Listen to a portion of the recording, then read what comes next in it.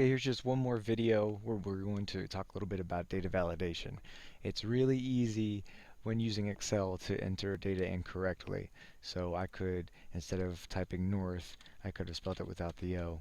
And the problem with that is when you use the pivot table for analysis, it's going to treat those as different values. So in order to keep everything consistent, we'd actually like to have a list to choose from for certain fields, or just restrictions on what can and cannot be entered into that cell. So branch, let's just start off with that. You can select the entire column by moving your mouse over the title, clicking on it, and then going to your data validation in the ribbon. So you go to data and then data validation. And I'm going to say I just want to allow a list. And I get to make up the list. So I'll say north, south, east, and west. And I can choose to enter a message.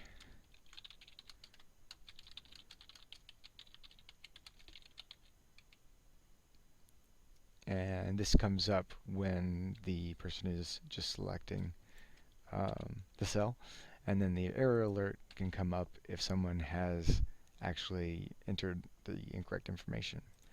So now whenever the person, whoever is entering the data, goes to add, say, number 10,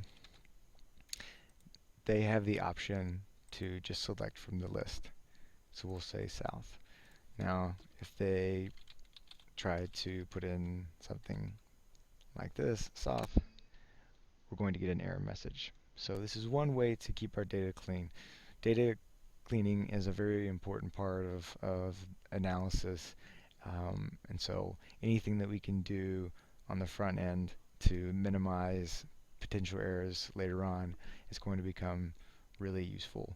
So there are plenty of tutorials on this as well. If you look up data validation, I just showed you one example. If we had a numeric variable that we wanted to restrict, say age, we could say,